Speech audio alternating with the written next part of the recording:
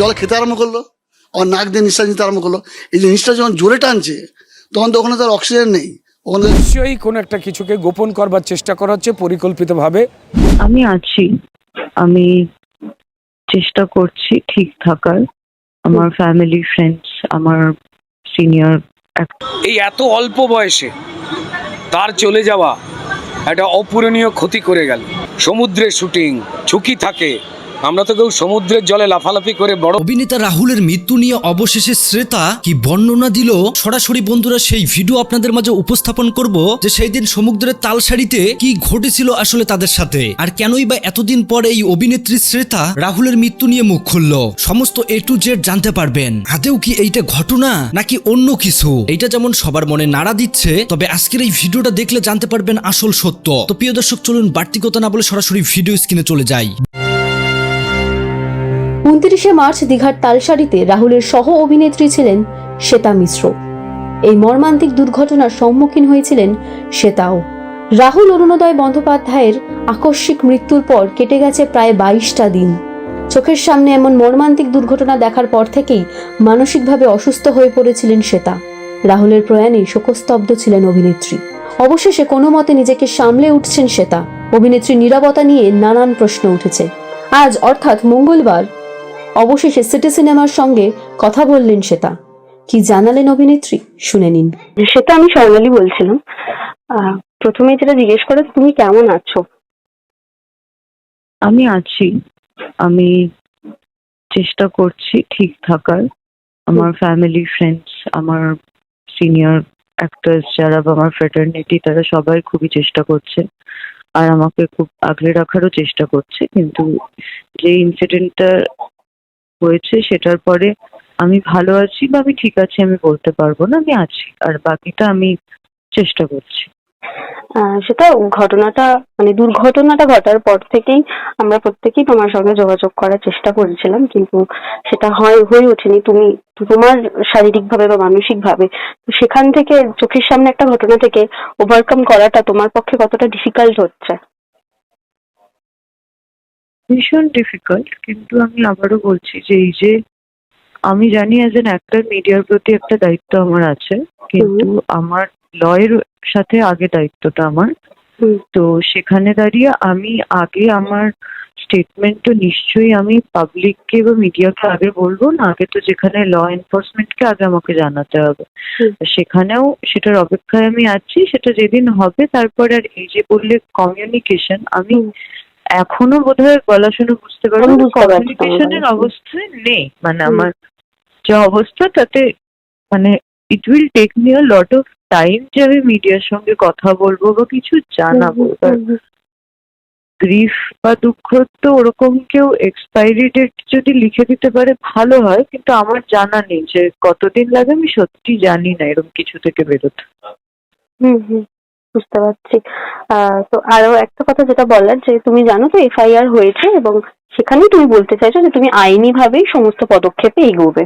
আমি সবটাই জানি, আমি সব প্রসেসটার আপডেট আমার কাছে রয়েছে, কারণ এই পুরো বিষয়টা আমরা সবাই একসাথেই রয়েছি। মানে সেখানে গিয়ে আমাকে আমার একটু ধৈর্য, যেরকম আমি এই অবস্থায় বাড়িতে রাখছি, এই অবস্থায় I expect my audience and সোসাইটিও সেই ধৈর্যটা রাখার যদি চেষ্টা করে বা আমাকে যদি সেটুকু দেয় গ্রেস, তাহলে আমি খুবই খুশি, মানে আমি খুবই হব, গ্রেটফুল হব সেটার জন্য।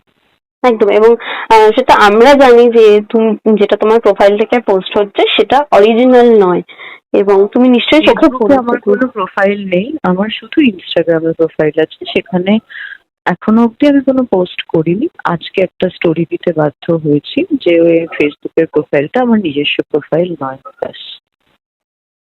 আচ্ছা, সেটা আমি তোমাকে যেটা প্রথমেই বললাম যে আমি বেশি কিছু তোমায় জিজ্ঞেস করবো না, কারণ তুমি মানসিকভাবে এই পরিস্থিতিতে আছো। আমার একটাই কথা বলার, যে তুমি তোমার যে সিচুয়েশনটা সেটা অনেকেই বুঝতে পারছে না। সোশ্যাল মিডিয়ায় নানান রকম কথা উঠেছে যে তুমি কেন এত চুপ, সেদিনের থেকে তোমাকে একবারও দেখা গেল না।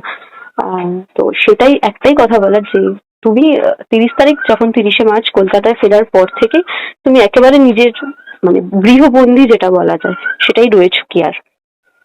এবং সেটাই ছিলাম লাস্ট 3-4 দিন হলো। আমার আজকে সবাই আমার ফ্যামিলি, আবারও বলছি, আমার ফ্যামিলি, ফ্রেন্ডস, ফ্র্যাটার্নিটির যারা বড়রা আছে, অভিভাবকরা যারা আছে, তারা সবাই আমাকে ধীরে ধীরে এটা বোঝানোর চেষ্টা করেছে যে আমি তো ঘরে বন্ধ হয়ে থাকতে পারি না, সবাই কাজে যাচ্ছে বা সবাই বাইরে যাচ্ছে, সেখান থেকে আমি আমার পাড়ার মুখ অব্দি হেঁটে যাওয়াটা যদি না শুরু করি তাহলে সেটা আমিও বোঝার চেষ্টা করছি। তো গত দুদিন হলো আমি একটু রাস্তাঘাটে বেরোনোর চেষ্টা করছি, সেটা যে মানে জাস্ট টু মেক থিংস, মানে আমাকে তো বাঁচতে হবে, আমি সেটা চেষ্টা করছি।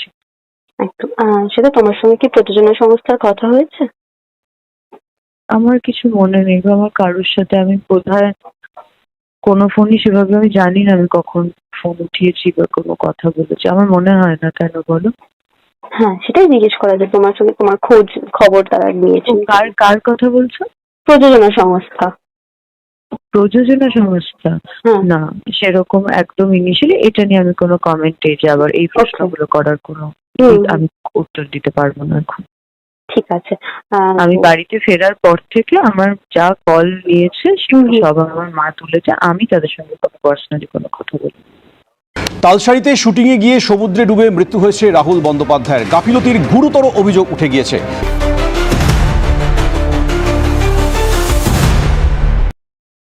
এবার দীর্ঘ 20 দিন পরে টলিউডের জনপ্রিয় অভিনেতা রাহুলের মৃত্যুর জট খুলতে যাচ্ছে। কার নির্দেশে রাহুলের মতো একজন কিংবদন্তি অভিনেতাকে এই ফিল্ম ইন্ডাস্ট্রি থেকে শেষ করা হয়েছে, তাদের মুখোশ আজ উন্মোচন করা হবে এই ভিডিওটিতে। শুধু কি তাই, যাদের নাম প্রকাশ করা হবে তাদের পরিকল্পনাগুলো দেখলে আজ আপনিও অবাক হতে বাধ্য হবেন। তো দেরি না করে ভিডিওটি শুরু করা যাক। আমরা তো সবাই জানি অভিনেতা রাহুল তালসারির সেই সমুদ্র সৈকতে ভোলে বাবা পার করে গা নাটকের শুটিং চলাকালীন পানিতে ডুবে মৃত্যুবরণ করেছেন, তাই না দর্শক? কিন্তু আজ আমরা বলতে চাই যে তাকে মেরে ফেলে এই দুর্ঘটনার নাম দিয়ে চালিয়ে দিচ্ছে রাহুলের খুব কাছের ঘনিষ্ঠ আপনজন, যারা মিডিয়ার সামনে বড় বড় কথা বললেও তারা ভিতরে ভিতরে চায় না যে এই রাহুলের সঠিক বিচার হোক। এবং রাহুলের সঠিক বিচারের দাবিতে যখন উত্তাল হয়েছিল পুরো টলিউড ইন্ডাস্ট্রি, ঠিক তখনই তারা এই রাহুলের সঠিক বিচারের কথা বলে মিডিয়ার সামনে এসে রাতের আধারেই পাল্টি নিয়েছে, যাদের নাম আজ আপনাদের মাঝে প্রকাশ করা হবে এই ভিডিওটিতে। শুরুতেই বলতে চাই সেই সমুদ্র সৈকতে যেখানে রাহুল শুটিং করেছিল, যেখানে এই দুর্ঘটনাটি ঘটে, তার সাথে ছিল কিন্তু রাহুলের কো আর্টিস্ট শ্বেতা। সেই শ্বেতা চাইলে কিন্তু সব কিছু মিডিয়ার সামনে এসে শেয়ার করতে পারতেন এতদিনে, যে আসলে সেদিন অ্যাকচুয়ালি সেখানে কি হয়েছিল। কিন্তু রাহুলের হত্যাকাণ্ড ঘিরে কোনো মুখ খোলেনি এই মারাত্মক ধারাবাহিক নাটকের অভিনেত্রী শ্বেতা। আসলে কি জানেন, এরা ধারাবাহিক সিরিয়াল করতে করতে মানুষের জীবনের অংশকেও এরা ধারাবাহিক সিরিয়ালের মতোই মনে করেন। তাই তো এরা সত্য কথা জাতির সামনে বলতে চায় না। আজ অবধি রাহুলের মৃত্যুর প্রায় 20 দিন কেটে যাচ্ছে, এ পর্যন্ত রাহুলের আসামি আসলে কারা সেটাও শনাক্ত করা আইনশৃঙ্খলা বাহিনীর পক্ষে এখনও সম্ভব হয়নি। তাহলে যেখানে আসামি শনাক্ত করা সম্ভব এ পর্যন্ত হয়নি, তাহলে সঠিক বিচার পাবেন কিভাবে এই অভিনেতার? আপনারাই বলেন। তবে আমরাও তো আর ছেড়ে দেওয়ার মতো পাত্র নই, আমরা কিন্তু এর শেষ কথা সেটাও তো একটু দেখতে চাই। তাই তো রাহুলকে ঘিরে তদন্ত করে দেখা যায় এই রাহুলের মৃত্যুর পর অনেক টলিউডের অভিনেতা অভিনেত্রীরা এই রাহুলের সঠিক বিচার চাওয়ার আগেই তারা বিক্রি হয়ে গিয়েছে ইতিমধ্যে, যাদের নাম আমরা আজ প্রকাশ করতে বাধ্য হচ্ছি এই ভিডিওটিতে। প্রথমে যদি বলি, রাহুলের সঠিক বিচারের দাবিতে বেশ সরব হয়েছিলেন কলকাতার শিল্পীদের আস্থার জায়গা আর্টিস্ট ফোরাম নামে একটি সংগঠন, যে সংগঠন টলিগঞ্জের শিল্পীদের জীবনের নিরাপত্তা থেকে শুরু করে বিভিন্ন রকমের ইতিবাচক দিক নিয়ে কাজ করাই মেন উদ্দেশ্য এই সংগঠনের। কিন্তু রাহুলের ইস্যুকে ঘিরে হঠাৎ করেই কেন জানি চুপ হয়ে গেল এই আর্টিস্ট ফোরাম নামে সংগঠনটি। অনেক বিশ্লেষকের দাবি এই সংগঠনটি টাকার কাছে বিক্রি হয়ে গিয়েছে। তাই তো রাহুলের মতো একজন আর্টিস্টের সঠিক বিচার তাদের আর লাগবে না। যতদিন রাহুলের বিচারের দাবি নিয়ে তারা মাঠে নেমেছিল, ততদিন তাদের মুখ বন্ধ করা হয়নি। এখন তারা কোনো এক রাতের আধারে টাকার কাছে বিক্রি হয়ে গিয়েছে। তাই তো এখন তারা আর এই রাহুল হত্যার বিচার আর চায় না। তবে ধারণা করা যাচ্ছে ভোলে বাবা পার করে গা নাটকের প্রোডাকশন হাউস বিপুল পরিমাণ টাকা দিয়েছে এই সংগঠনকে। এই সংগঠনের আসল মাতা হলেন এই দুর্ধর্ষক অভিনেতা প্রসেনজিৎ ব্যানার্জি, এবং তার সাথে জড়িত রয়েছেন মারাত্মক কুয়েটনেস অভিনেত্রী ঋতুপর্ণা সেনগুপ্ত। রাহুলের ভক্তদের দাবি, তারা যেভাবে প্রথমে সরব হয়েছিল এই রাহুলের হত্যাকাণ্ড ঘিরে এক এক সময় এক এক স্টেপ নিয়ে, রানিং রাহুল অরুণোদয় বন্দ্যোপাধ্যায়ের সঠিক বিচারের দাবিতে 2026 সালের 4 এপ্রিল এই তারিখে রিজেন্ট পার্ক থানায় প্রিয়ঙ্কা সরকার এবং আর্টিস্ট ফোরামের প্রতিনিধিরা শান্তিলাল মুখোপাধ্যায়, প্রসেনজিৎ চট্টোপাধ্যায় গিয়ে এফআইআর দায়ের করেছিলেন তদন্তের দাবিতে। শুটিং স্পটে নিরাপত্তা ব্যবস্থা এবং পুলিশের অনুমতি ছাড়া শুটিং করার অভিযোগ নিয়ে স্বচ্ছ তদন্তের দাবি জানানো হয়েছিল। প্রযোজনা সংস্থার দেওয়া তথ্য বা উত্তর সন্তোষজনক না হওয়ায় এই আইনি পদক্ষেপ নেওয়া হয়েছিল। প্রসেনজিৎ চট্টোপাধ্যায় এবং অন্যান্য তারকারা রাহুলের স্ত্রীর পাশে দাঁড়িয়ে পুরো ঘটনার তদন্তের দাবি জানিয়েছিলেন, কিন্তু তাদের হঠাৎ কী এমন হলো যে হঠাৎ করেই কেন আবার তারা চুপ হয়ে গেল? আজ এই অভিনেতার মৃত্যুর প্রায় 20 দিন হতে চলেছে। এখনও কি আপনারা এমন কিছু তথ্য বা আইন শৃঙ্খলা বাহিনীর কার্যক্রম দেখেছেন যা দেখার পর আমরাও বিশ্বাস করব যে আসলে এবার মনে হয় সঠিকটা বেরিয়ে আসবে অভিনেতা রাহুলের ইস্যুকে ঘিরে? না দর্শক, আমরাও এমন কোনো তথ্য চোখে পড়ার মতো পাইনি, জানি আপনারাও পাননি আর পাবেনও না। কারণ একটাই, সবকিছু টাকার কাছে ইতিমধ্যে বিক্রি হয়ে গিয়েছে। রাহুল হত্যাকাণ্ড ঘিরে যে ভিতরে ভিতরে যে সিন্ডিকেট হয়েছে তা শোনার পর আপনি তো আরও অবাক হবেন। অভিনেতা রাহুল নেই, রয়ে গিয়েছে তার স্মৃতি। রাহুলকে হারিয়ে কেমন আছে তার পরিবার? একটাবার কেউ কি চিন্তা করেছেন? রাহুলের স্ত্রী প্রিয়াঙ্কা সরকার কিছুদিন মন খারাপ করে থাকবে, এটাই তো স্বাভাবিক। কিন্তু কিছু মাস যেতে না যেতে আবারও বিয়ে করবেন এই অভিনেত্রী প্রিয়াঙ্কা সরকার। এভাবে আবারও নতুন সংসারে পা রাখবেন রাহুলের স্ত্রী। কিন্তু যে ছেলেটা এত বছর এই টলিউডের মতো সিনেমা ইন্ডাস্ট্রিকে এত নাটক, সিরিয়াল, গান ও কবিতা এছাড়াও ব্যবসা সফল সিনেমা উপহার দিল, সেই সিনেমা ইন্ডাস্ট্রি তার শেষ সময়ের মৃত্যুর রহস্য ঘিরে আসল সত্যটাই বের করতে পারল না, যা আসলেই টলিগঞ্জের মতো সিনেমা ইন্ডাস্ট্রিতে লজ্জাজনক। এই রাহুলের সঠিক বিচার। যদি ভোলে বাবা পার করে গা নাটকের পুরো ইউনিট বলে এটি আসলেই দুর্ঘটনা ছিল, তাহলে তারা প্রমাণ দেখাবে, আমরাও মাথা পেতে মেনে নিব। আর যদি প্রমাণ দেখাতে না পারে, তাহলে এর দায় তাদেরকে নিয়ে জেল হাজতে যেতে হবে, এটাই আমাদের দাবি। শুধু আমাদের দাবি বললে ভুল হবে। এই দাবি টলিপাড়ায় রাহুল ভক্তদের, এই দাবি রাহুলের স্বজনদের, এই দাবি রাহুলের ভাই ও গর্ভধারিণী মায়ের। এই রাহুলের মায়ের চোখের পানির দাম দিতে হবে একদিন, কেননা সত্য কোনোদিন চাপা থাকে না। আপনি সত্যকে যতই লুকাতে চেষ্টা করবেন, ঠিক ততই দ্রুত বেরিয়ে আসবে সেই সত্য। রাহুল হত্যার বিচারের দাবি নিয়ে যারা সরব হয়েছিলেন, দিন রাত মিছিল মিটিং করলেন, তাদের কাছে আমাদের একটাই প্রশ্ন, রাহুলের যদি আপনি সত্যি বিচার চান, তাহলে যারা রাহুলকে মেরেছে তারা কিভাবে রাহুলকে মেরে এখনও বাসার এসি রুমের বাতাস খাচ্ছে? আজ যদি রাহুল অরুণোদয় বন্দ্যোপাধ্যায় আপনার নিজের ভাই হতো, আপনি কি চুপ থাকতে পারতেন? বলেন আমাদেরকে।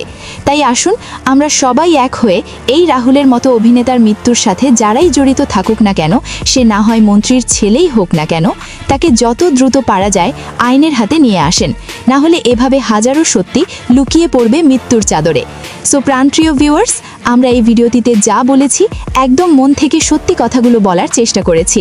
বন্ধুরা, এতক্ষণ থেকে পুরো ভিডিওটি প্রথম থেকে শেষ পর্যন্ত দেখার জন্য আপনাদেরকে অসংখ্য ধন্যবাদ। পুরো ভিডিওতে দেখতেই পেলেন জনপ্রিয় এই অভিনেতা রাহুল অরুণোদয় ব্যানার্জি, যে কিনা অল্প বয়সেই দুর্ঘটনাভাবে সমুদ্রের ধারে শুটিং করতে গিয়ে না ফেরার দেশে চলে যায়, যেই ঘটনা নাড়া দিয়েছে গোটা বাংলা। যারা রাহুলকে ভালোবাসে কেউ মেনে নিতে পারতেছে না যে এই জনপ্রিয় অভিনেতা এইভাবে অকালে চলে যাবে। তবে তার ঘটনার এফআইআর হয়েছে, এইটা এখনো তদন্ত চলতেছে। তো দর্শক, পুরো ভিডিও দেখার পর আপনাদের মতামত কমেন্ট বক্সে জানাবেন। ধন্যবাদ।